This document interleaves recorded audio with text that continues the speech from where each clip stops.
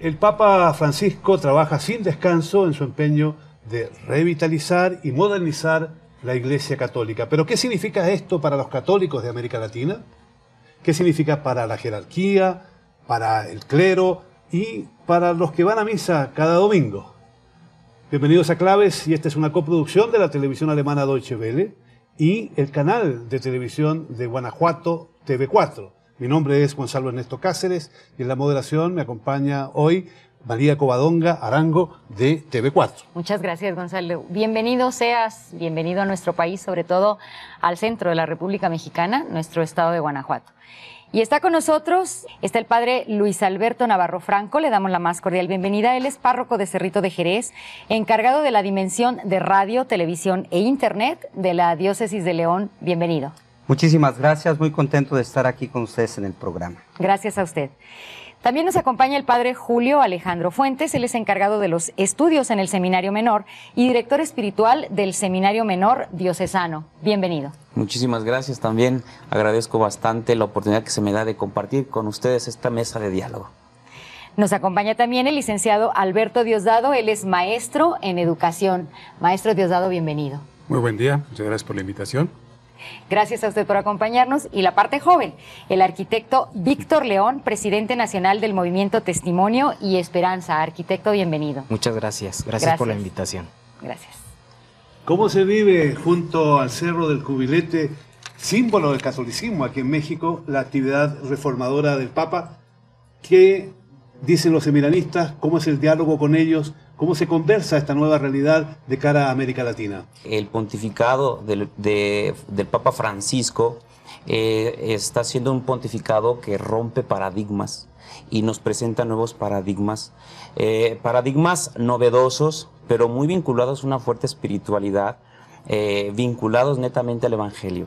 Y podemos decir que en los seminaristas sí está causando impacto, está generando verdaderamente un gran reto, sobre todo para romper esquemas, romper una mentalidad, porque si bien estamos en el centro de nuestro país, donde todavía la tradición católica es muy fuerte, misma que debemos cuidar y cultivar, sin embargo, en el ámbito, creo yo, desde mi punto de vista, en el seminario, todavía participamos de una especie de inercia que no nos permite situarnos dentro de lo que sería como la perspectiva del Papa Francisco, de estar a la escucha de la misma realidad para poder evangelizar esa realidad. Y eso es precisamente lo que está causando revuelo y se presenta como todo un reto en la formación de los seminaristas. Padre, ¿cuáles son los objetivos? ¿Qué es lo que está pidiendo él como trabajo para Latinoamérica, especialmente para México? Creo que esencialmente el Papa, al tomar primeramente el nombre de Francisco, nos está presentando un proyecto de iglesia, una forma nueva de poder entender la iglesia, pero nueva en las formas de hoy, porque en realidad es regresar a la iglesia en sus orígenes, entender la iglesia, su misión y su función. Y él nos habla de una iglesia esencialmente misericordiosa, abierta al diálogo con el hombre de hoy, respetuosa, capaz de tomar e incluir a todos en su búsqueda de caminos. Y creo que eso, para nosotros que somos llamados así el continente de la esperanza, para los latinos, para los americanos, esto es muy hermoso porque nos permite soñar en una iglesia diferente. Creo que lo que el Papa está llevando, por eso ha tenido tanto impacto, adelante la iglesia ha tenido tanto impacto, no nada más mediático, sino en el corazón de los creyentes, es lo que ya pedíamos muchos, o lo que ya muchos esperaban. En realidad, los cambios y las formas y las maneras que el Papa está llevando adelante la iglesia hoy, es un poquito el hacer vida lo que él ya escuchaba en el pueblo, lo que escuchaba al subirse a un autobús e ir de su casa al obispado, lo que escuchaba en su dialogar con las personas enfermas, lo que ha vivido, es su experiencia como creyente. Él cree mucho en esto, en la iglesia, en una iglesia donde todos somos iguales, donde todas las voces deben de ser escuchadas, en una iglesia respetuosa, pero que también presenta con valentía su verdad. Y eso nos da mucha alegría, esperanza, y nos da la posibilidad de soñar en una iglesia de hoy. Pero al mismo tiempo plantea una serie de tareas esta nueva realidad. ¿Qué tareas tendrían que realizar los católicos de América Latina para acompañar estas palabras del Papa? Y otra pregunta, ¿no va demasiado rápido el Santo Padre? Yo creo que no, para nosotros los jóvenes, precisamente creo que era lo que necesitaba la Iglesia. No porque los anteriores papas no lo hayan hecho, pero hoy lo que nos plantea el Papa Francisco para América, para Europa, para el mismo cristianismo, para, vamos, el sentido de vida del ser humano, es precisamente lo que hoy urge. La prisa, sinceramente, sería el hecho de que nosotros asimilemos el mensaje que nos da. A nosotros los jóvenes nos sorprendió.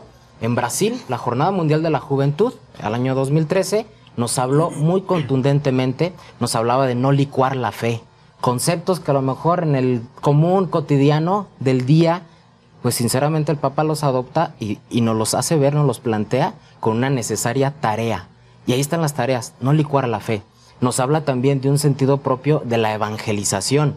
Le dice al joven, ve contracorriente. ¿Qué significa hoy ir contracorriente? Pues es precisamente marcar la diferencia de lo que el sentido de vida para aquel llamado, bautizado, hijo de Dios, reconocido así como iglesia, precisamente en todos los ámbitos pueda tener bien arraigada la fe y llevarla a cabo. Yo creo que esa es la tarea específica. Específica como los objetivos. Uno de los objetivos principales, licenciado, que el Papa está pidiendo a los obispos es comprometerse con la humanidad, comprometerse con los más pobres, comprometerse con los más necesitados. Específicamente, ¿cómo se ha estado viviendo este tipo de compromiso o esta exigencia del Papa aquí en México? Nosotros consideramos desde el punto de vista de los laicos que ha sido muy acertado el Papa Francisco porque ha enviado su mensaje primeramente de una forma muy didáctica y muy especial a todos los sectores de la sociedad. Muy específicamente hablamos concretamente a los políticos. A los políticos les da una encomienda muy clara. Busquen profundamente la realización del bien común. Segunda tarea que encomienda a los políticos es logren verdaderamente la dignidad humana. Pero no la dignidad humana en forma genérica, sino que el Papa Francisco especifica dignidad en el salario, dignidad en la vivienda, dignidad para la mujer. Y desde luego, muy específicamente para toda Latinoamérica, le da la encomienda a los políticos de lograr una serie de condiciones para que se viva la paz. Que esta es una de las grandes necesidades que está teniendo muchos de los países de Latinoamérica. Y propiamente el Papa Francisco ha sido muy específico porque va tocando concretamente cada uno de los sectores de la sociedad. Igual manera, hace específico la doctrina social de la Iglesia debe ser aplicada en forma práctica a la problemática propia que tiene cada una de las comunidades sociales. Ahí es donde vemos precisamente esa puntualidad y esa imagen tan clara que tiene el Papa de la problemática social. Porque lógicamente otro de los grandes problemas que tiene la sociedad es la pobreza. ¿Sí? Entonces el Papa Francisco, con esa humildad, con esa modestia y también con ese sentido propio de la austeridad, ha logrado dar el ejemplo de que verdaderamente debe abocarse el político, la sociedad, el empresario, a lograr generar riqueza para lograr esa dignidad que tanto hace falta. Es interesante ese aspecto, pero llevarlo a la práctica no resulta fácil en la mayoría de los países. Aquí mismo en México había una vinculación bastante estrecha durante muchos años entre la política y la iglesia. No es así. Sin embargo, en el último tiempo, los obispos han tenido un encuentro con el presidente de México y le han dicho claramente que el objetivo de la iglesia, y que supone que tiene que ser el objetivo también del gobierno, de buscar el bien social, de buscar de ir más allá. El diálogo con las autoridades que se da también en otros países de América Latina, ¿va a ser distinto a partir de ahora? Bueno, los obispos están tratando de entender su rol también desde la nueva perspectiva que nos está ofreciendo el Papa Francisco. Y esto está implicando de parte de la jerarquía, parte de los obispos, también, como decía yo en la primera intervención, generar un cambio de visión, tal vez romper paradigmas en el modo de acercamiento a las autoridades. Se tiene que ir buscando un diálogo cercano, honesto, ¿verdad? Al estilo también, yo diría, de lo que está haciendo el Papa Francisco. En su carácter comunicativo, el Papa Francisco como que crea espacios de comunicación para acercarse a las personas y que no sea una comunicación formal, ¿verdad? Como de quien está en un programa televisivo y está hablándole a una cámara, ¿no? Sino que crea espacios comunicativos íntimos y muy personales. Y yo veo y pienso que los obispos están tratando de generar esos espacios. Es todo un reto. A lo largo de los años sí ha habido acercamiento, pero que el acercamiento sea más abierto, más honesto, más franco. El Papa dijo que, licenciado, que los obispos debían tener olor a oveja. ¿Sienten los laicos de olor a oveja cuando ven un obispo o todavía el camino es muy largo para llegar a eso? Una de las cosas que hemos visto los otros latinos, ¿sí?, es que ha logrado el Papa Francisco una empatía con todos, ¿sí? Y yo vuelvo a reiterar, o sea, ha sido muy puntual en sus mensajes, ¿sí? Hace unos momentos decía yo el mensaje que ha generado hacia los políticos, pero fundamentalmente esta parte que usted está comentando, yo lo veo muy claramente en una forma tan sencilla como manda sus mensajes de acción, ¿sí? Concretamente me recuerdo de uno de sus mensajes que lo define en 3 palabras: permanecer, ir y alegrarse, ¿sí? Entonces, de esta manera él dice, ¿por qué permanecer? Permanecer precisamente en la fe, ¿sí? 2, ir verdaderamente a la búsqueda de esta fe abierta hacia toda la sociedad. Y finalmente, que esa fe se viva con alegría, ¿sí? Y él recuerda un poquito las palabras de San Agustín, cantar la fe, ¿sí? Entonces aquí es donde encontramos precisamente estos mensajes, ¿sí?, de su santidad Francisco, ¿sí?, que le va precisamente a ese camino, ¿sí?, que verdaderamente los obispos, la sociedad y los laicos tengan un camino. Cuando él habla en esta singularidad de la oveja, es precisamente ese pastor que guía, pero con un mensaje muy preciso. ¿Qué pasa entonces con aquel Concilio Vaticano II que en su momento representó la esperanza para los sectores pobres de la población mundial y después perdió un poquito de protagonismo? Ahora con el Papa Francisco, ¿qué sucede? ¿Vuelve a ocupar un primer plano? Creo que hasta hoy habíamos hablado mucho del concilio. Hoy la alegría de ver al Papa es ver que él está viviendo el concilio, que nos está invitando pues a hacer realidad del concilio y a volver a cosas esenciales, como es recordar que somos el pueblo de Dios, recordar que somos el cuerpo de Cristo, recordar que no somos una institución, sino que tenemos una misión. Y la misión de la Iglesia, aún en el diálogo con los políticos o con cualquier sector de la sociedad, es poder hacer presente el reino de Dios, que es un reino que no tiene como más objetivo que descubrirle al hombre el rostro verdadero del hombre. ¿Quiénes somos? ¿De dónde venimos? ¿Cuál es nuestra grandeza? Y descubrir que por encima de cualquier institución, de cualquier beneficio económico, político, están las personas, están los rostros, están los seres humanos. El bien común no masifica a las personas, significa buscar el desarrollo integral de todos y cada uno. Cuando les habla a los políticos, buscar el bien común. ¿Qué se hace en concreto? ¿Cómo está, padre, cambiando, padre Julio, en la Iglesia en estos momentos? ¿Cómo se transforman las estructuras? ¿O cómo la relación con los feligreses es otra? ¿Cómo la relación con los problemas es diferente? ¿Cómo se analiza esto y qué desafíos, como vuelvo de nuevo a la pregunta inicial, le plantea a la Iglesia en América Latina el nuevo Papa? Hace un momento decías, no irá muy rápido el Papa. A veces pienso que sí va muy rápido, ¿verdad? Y generalmente en la Iglesia, en sus bases, está la jerarquía, está el Papa que habla como pastor universal, que nos está marcando pautas verdaderamente importantes y renovadoras en lo que llega el mensaje a nosotros, en lo que lo asimilamos y comenzamos a generar en las estructuras formativas de los futuros pastores cambios. Pues creo que eso es lo que implica todo un reto, y a veces sentimos que va muy rápido el Santo Padre. Sin embargo, creo que sí hay de parte de los obispos, de parte de quienes trabajan y colaboran directamente en la formación de los futuros pastores, hay esa pregunta: ¿qué tenemos que hacer? ¿Cómo asimilar el mensaje del Papa?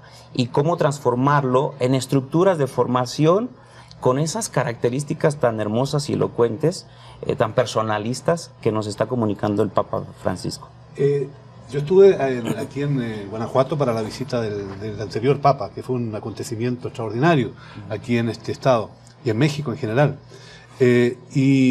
Cuando uno ve esa masa que llegó a ver al Papa, uno no se puede imaginar ahora cómo trasladar rápidamente este mensaje a los sectores populares. Sin embargo, a veces las masas entienden más de lo que uno cree, pero también hay sectores muy conservadores en la Iglesia Católica. ¿Ve usted también alguna resistencia en algunos sectores a gente que dice, mire, esto se está apartando de lo que queremos, de lo que nosotros entendemos por ser católicos hoy día? Bueno, yo considero que la manera de hablar y la manera de enviar su mensaje del Papa Francisco ha permitido a todos los sectores, conservadores, derechas, izquierdas, ¿sí?, de alguna manera entender su mensaje social, ¿sí? Y lo ha hecho no solamente a través de la palabra, sino con hechos concretos. Hoy se sienta con personalidades de izquierda, mañana se sienta con personalidades de derecha, ¿sí? Y sobre todo marca muy clara la línea, la solidaridad, el diálogo con todos, ¿sí? Cambiar sus formas, abrirse más hacia la gente. ¿Esta opinión de los críticos es exagerada? Es precisamente la esencia, que la fe se practique, es creer, manifestar, compartir la fe. Y ahí entonces estás compartiendo un mensaje propio de aquel que ya ha atribuido en su sentido de vida precisamente lo que la Iglesia nos ha compartido en todo momento. En todo momento, sin embargo, en virtud de la situación política, social y económica que ha vivido América Latina, con dictaduras, con el establecimiento de grandes consorcios que tienen en cuenta más bien la posibilidad de ganar dinero de forma rápida, muchos sacerdotes que estuvieron vinculados a la actividad social, a la actividad política incluso, durante bastante tiempo fueron un poco mirados con un ojo crítico por el Papa alemán.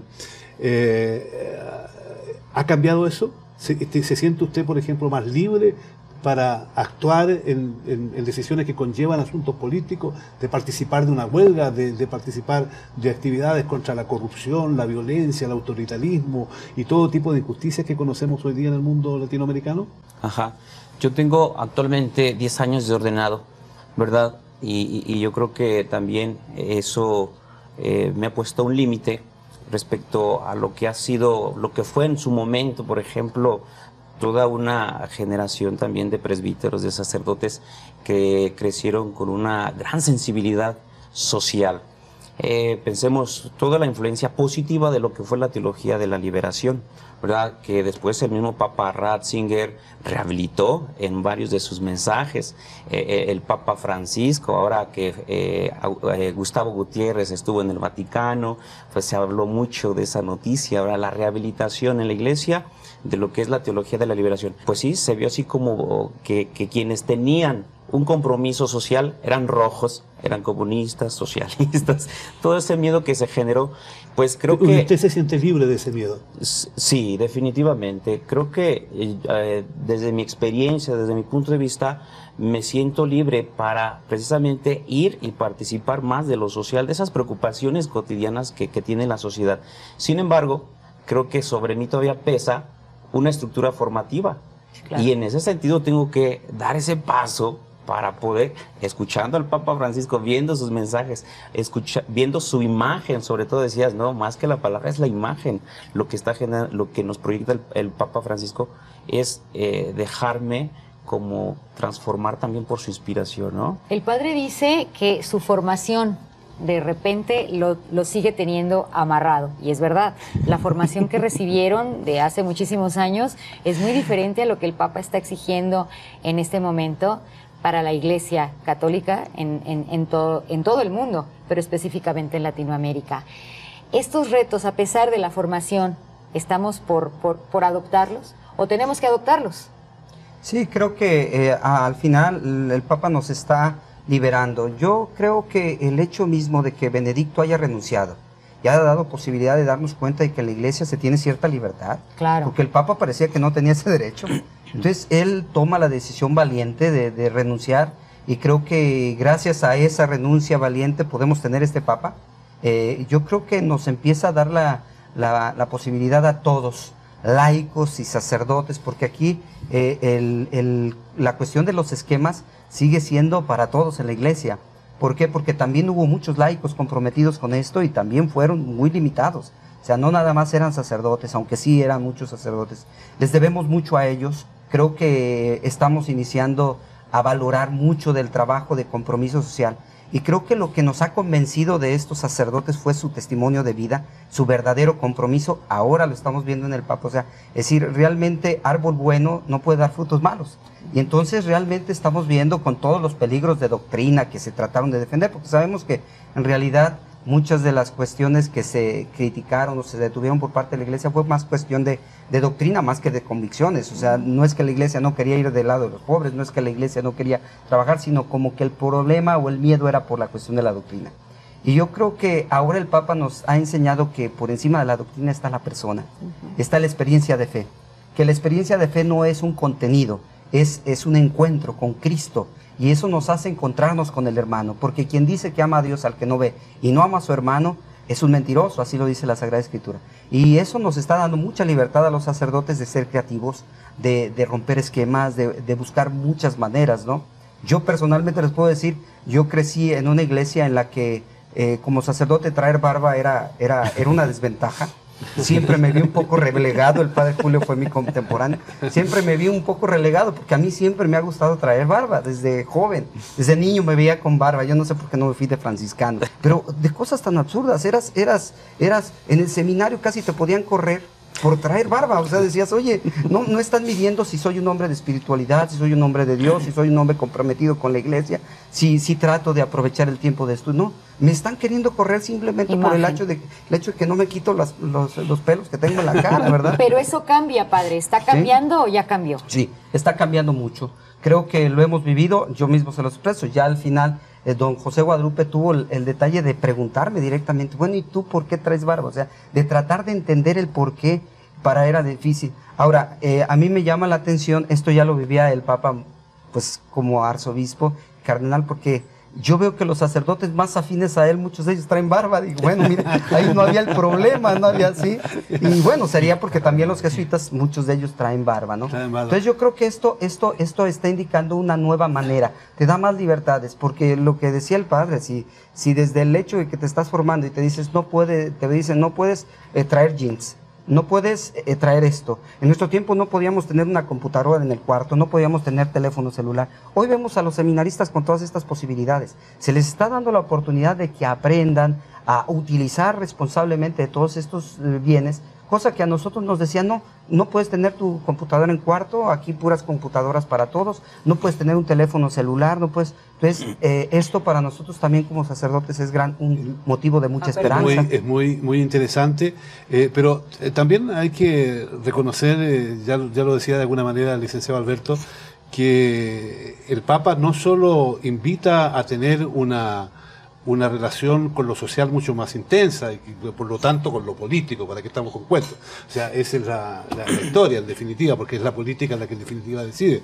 Pero, sino que también el Papa apunta a volver al Evangelio. Él resalta una y otra vez la necesidad de volver al Evangelio. Y uno se pregunta entonces, ¿es que se había alejado la Iglesia del Evangelio?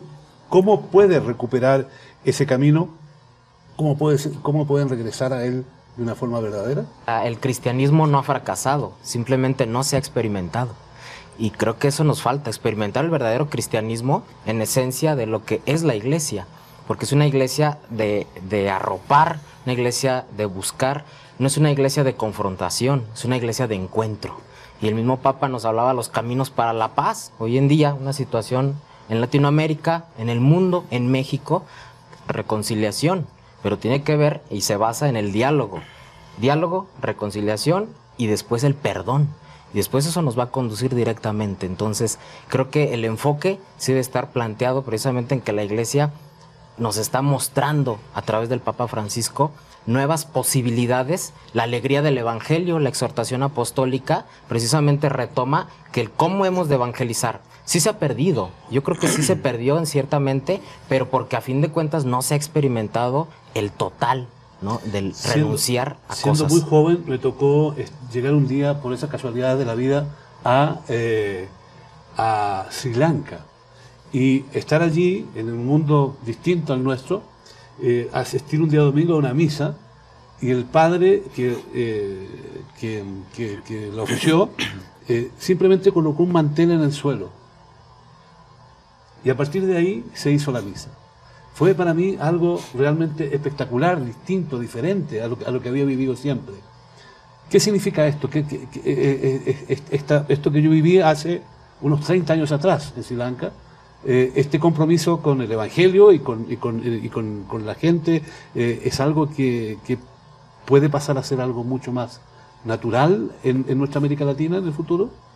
Sí, yo creo que sí. Nos hemos dado cuenta precisamente de que tenemos que bajar, tenemos que llegar a las personas, tenemos que dejar el lugar seguro, que es la iglesia, la parroquia, y salir al encuentro del pobre, del necesitado, y hacer vida la misa, que es celebración, que es fiesta en el pueblo, en el mismo pueblo. Como que habíamos separado el pueblo de la iglesia, y La ahora iglesia que queremos daba llevar miedo, la iglesia incluso. al pueblo, claro. Y ahí tenemos el grande reto, ¿verdad?, de poder hacer presente y tomar en cuenta precisamente la manera como la gente sencilla, la gente pobre y también la gente pudiente y la gente educada y la gente con estudios vive el Evangelio, y llegar a todos los sectores respetando las formas, las maneras y bueno, hacer vida el Evangelio significa eso, descubrir que en el mundo ese Evangelio ya está presente, que solamente hay que hacerlo más patente, más visible. Y para nosotros siempre van a ser signos. Yo creo que la iglesia sí, y debe de seguir ese camino, no hay otro camino. Es la única manera de ser fieles a la misión que recibimos, poder verdaderamente expresar esto con sencillez. A mí me llamaba la atención lo que el Papa nos decía a los sacerdotes y a las religiosas, ¿verdad?, que les decía, bueno, sí necesitamos el carro, pero ¿y por qué tiene que ser un carro de 400, 500 mil pesos? ¿Qué no puedes traer un carro, un Volkswagen chiquitito, un carro muy sencillito que no cueste mucho? ¿Qué no puedes? Si lo que necesitas es ser testigo, o sea, si la gente te ve en algo muy lujoso, pues va a tener una percepción de ti diferente. Si te ve precisamente a su nivel, aún la persona potente, la gente que tiene, te ve en esa perspectiva de servicio, cree más en ti, porque no nada más se trata de la sociedad pobre, de toda la sociedad. Cree más en ti. ¿Por qué? Porque ve en ti el signo, la forma. Que se vuelva a confiar Y en eso la debe de iglesia, ser claro. el pan nuestro de cada día de hoy en adelante. Creo que la iglesia ya no puede dar marcha atrás. Los laicos y todos están empezando y estamos empezando a saborear el buen sabor del testimonio y decimos, esto ya lo decía el Papa Pablo VI. La iglesia necesita hoy más de testigos que de maestros. O sea, más de gente que viva que hable. Esto es la identificación con los feligreses. Si no hay identificación, existe la iglesia por obligación únicamente. Y dentro de los mensajes del Papa y de los objetivos del Papa, licenciado, es esta adhesión con los dolores de la humanidad y los dolores de la sociedad. El dolor de la pobreza, el dolor de la injusticia, el dolor de la corrupción. ¿Cómo estamos trabajando? Digo, si nos cae también el Papa, hay que adherirnos. Hace algunos tiempos, unas décadas, se escuchaba una frase en una forma muy reiterativa, ¿sí? Los signos de los tiempos. Esta frase vuelve a ser vigente porque probablemente hoy estamos viendo otros signos de los tiempos. Estamos viviendo probablemente una generación de niños y de adolescentes y de jóvenes totalmente diferentes. Dos, estamos hablando del mundo global, ¿sí? Estamos hablando no únicamente de la globalización económica, también hay que entender que ha habido una globalización cultural, ¿sí? Una globalización religiosa, ¿sí? Entonces, por lo tanto, hoy la Iglesia ha entendido que debe cambiar totalmente su actuar en la sociedad, su actuar en cada uno de los sectores de la humanidad. ¿Qué debo decirle yo al niño? ¿Qué debo decirle al joven? ¿Qué debo decirle al adulto?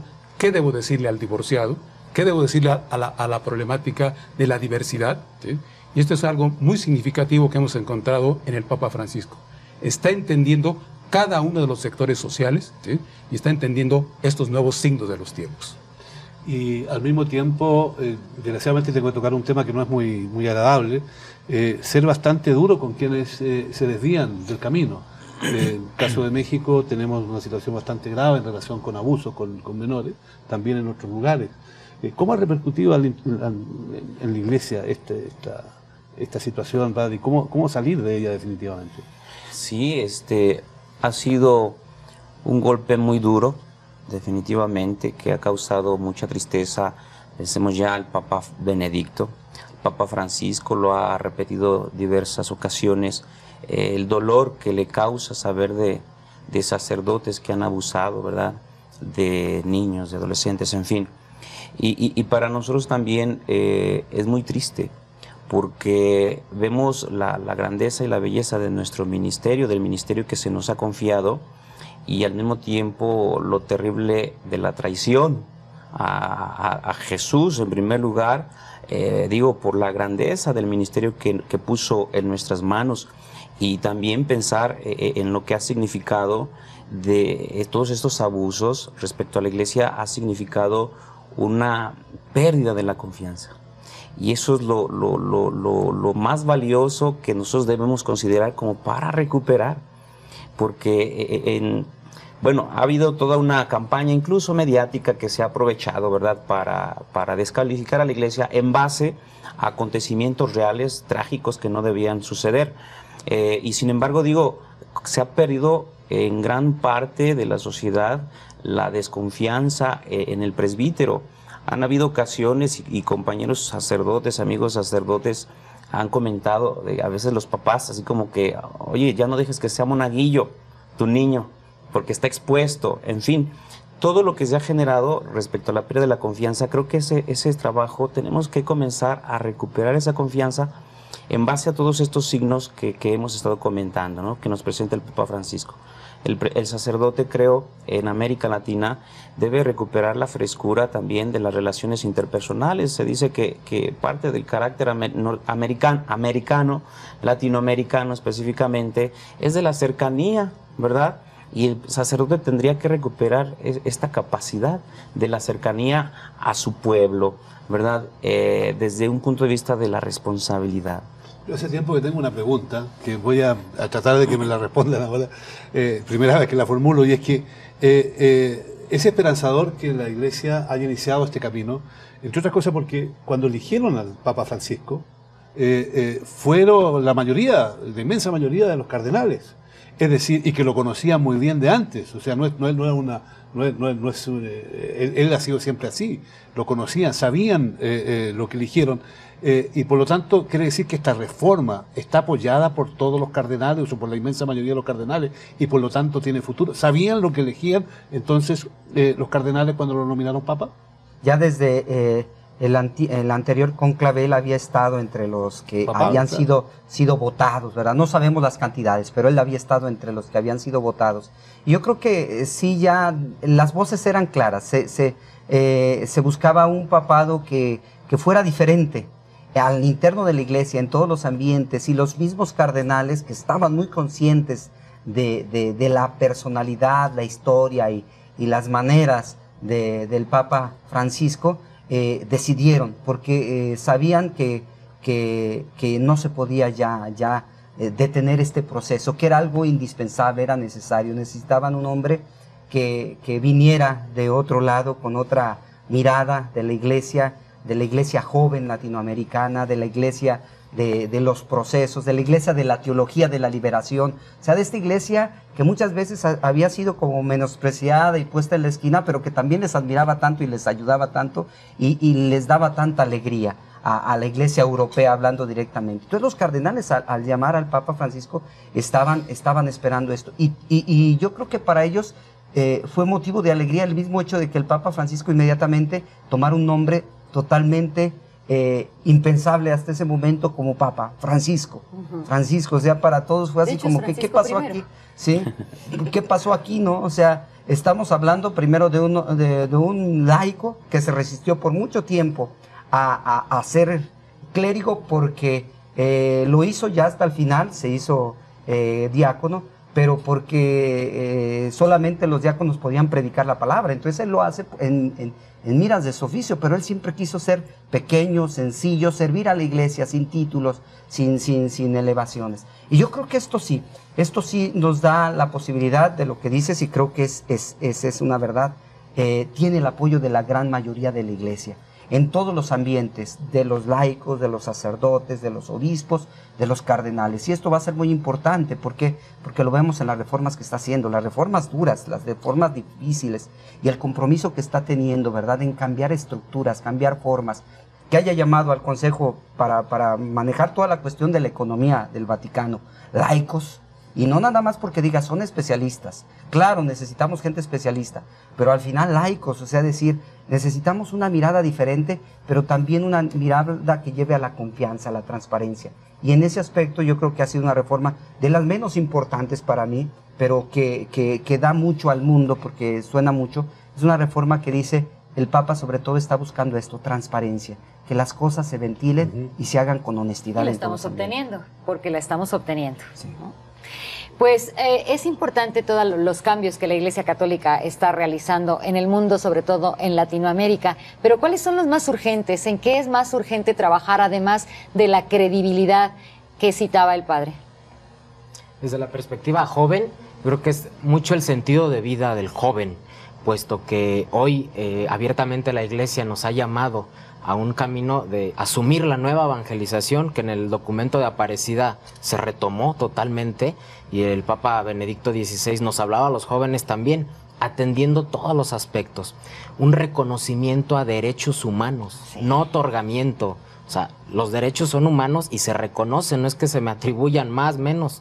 Tengo derecho por el hecho de tener vida, de ser persona, y ese reconocimiento urge desde el momento que se hace una concepción, o que por el don que nosotros atribuyamos humanamente, a razón de eso, precisamente ya hay derechos. Eso urge, que se reconozca el derecho propio también en la parte de la mujer, de los no nacidos, de los ancianos que han sido descuidados. Dice el Papa Francisco, no descuidemos los extremos, la niñez y los ancianos. Y eso nos habla de un sentido de urgencia, pero entonces nos mete ahí a los jóvenes, porque somos los que estamos en medio de estos dos extremos. En los medios de los dos extremos. Yo creo que la Virgen de Guadalupe, tan conocida en México y fuera de México, estaría muy contenta si las mujeres tuvieran un papel cada vez más activo en la Iglesia Católica. Este es un tema que no es fácil. Yo pienso que el Papa va a hacer mucho en este sentido, pero todavía es algo que quizás no esté claro para la base católica, por decirlo de una manera elegante. Licenciado Alberto, ¿cómo ve usted, fuera de toda jerarquía, el papel que podría llegar a tener en una Iglesia Católica moderna la mujer en el futuro? Bueno, una de las invitaciones que hace el Papa Francisco es fundamentalmente mayor participación de los laicos. Esta participación de los laicos debe ser con un testimonio, y sobre todo que ese testimonio de logros, de frutos, ¿sí? Y en esto obviamente participa la mujer, ¿sí? Y la mujer actualmente tiene un liderazgo muy preponderante en todas las sociedades, no solamente de América, sino propiamente a nivel mundial. Y obviamente, tarde o temprano, se va a dar precisamente, yo creo que en una reflexión muy profunda de la Iglesia, el ir reconsiderando el papel que debe asumir la Iglesia y que debe asumir la mujer en las actividades concretas de la Iglesia. Yo creo que tenemos que esperar, ¿sí?, con prudencia, que es una de las características propias del Papa Francisco, y obviamente con una reflexión muy profunda de toda la Iglesia Universal, de cuál debe ser el nuevo papel, o ese nuevo papel protagónico que debe asumir la mujer, ¿sí?, en toda la Iglesia Universal. Sí, respecto a este tema, creo que es bien importante lo que el Papa Francisco afirmó en una de las entrevistas que le hicieron para la Civiltà Católica, esta revista de los jesuitas en Italia. Él decía que María era más importante que los apóstoles y que los obispos, por lo tanto. Y esto lo afirmaba dentro del contexto de la importancia de la mujer en la Iglesia. Y el Papa habla de la necesidad de una teología sobre la mujer para generar un cambio de visión. Dice, de tal manera que podamos reconocer que la mujer es tan relevante en la Iglesia y que ella puede participar incluso en actos de decisión respecto a situaciones verdaderamente trascendentes para la Iglesia. Pero a ver, aquí nos enfrentamos al punto de la mujer no ha podido ser diácona. La mujer ha tenido muchas limitaciones en cuanto a su participación en la Iglesia. ¿Esto se va a caer? El Papa Francisco habla de una equidad de género. ¿La mujer entonces también puede tener actividades que son exclusivamente para los hombres desde los tiempos de San Pedro? Ciertamente, no desde los tiempos de San Pedro. Si nosotros leemos el Nuevo Testamento, existen diaconisas. O sea, es que el diaconado tiene que ver con el servicio a los más pobres. No es un ministerio propiamente que tiene que ver con el oficio de sacramentos. Tiene que ver más bien, sobre todo, con el servicio a los más pobres. Yo creo que en ir caminando de la Iglesia, leyendo los signos de los tiempos, debemos de tener el respeto de los procesos. ¿Por qué? Porque si si no hacemos una reflexión y un discernimiento, que es también lo que caracteriza mucho la personalidad del Papa Francisco, discernir. Discernir significa precisamente pasar por un filtro las cosas. Podemos hacer lo que está sucediendo desde mi punto de vista en la sociedad, que la mujer asuma los roles simplemente de reconocerlos. El valor de la mujer es simplemente como hacerla hombre, como darle roles que tiene el hombre, como, o sea, ya te reconozco y por eso. Yo creo que aquí más bien, no en todos los ambientes de la sociedad, es reconocer precisamente con los signos de los tiempos cómo la iglesia tiene que ir cambiando y en este cambio, ¿cuál es el rol de la mujer? ¿Por qué? Porque si no la vamos a meter en la forma, en la manera de la iglesia viejita, de la iglesia antigua, nada más como que dándole ministerios, o sea, ahora ya puedes hacer esto. No, sino dentro de esta realidad nueva de la iglesia, ¿cuál es el rol verdadero de la mujer? ¿Cómo la mujer desde su riqueza nos aporta algo desde la fe, desde su experiencia de encuentro con Cristo? Y yo creo que sí podrá llegar al grado de ministerios. Será una reflexión larga, tendrá la iglesia que tener una reflexión profunda sobre esto, pero yo creo que desde la visión de la fe podemos descubrir que la mujer irá teniendo ministerios, porque existían en el inicio de la iglesia. Las diaconisas existían ya desde el Nuevo Testamento, en tiempos de San Pedro, existían las diaconisas. Muy bien. Y así estamos llegando al final de este interesante programa. La Iglesia Católica en América Latina está cambiando en medio de enormes desafíos que ha puesto el Papa Francisco, pero también los rostros de los pobres, de los desamparados, que miran y esperan de la Iglesia una nueva actitud y un nuevo comportamiento de todos nosotros para que las cosas cambien en esta bella región que sufre tanto. Gracias por acompañarnos, gracias por estar con nosotros. Mil gracias.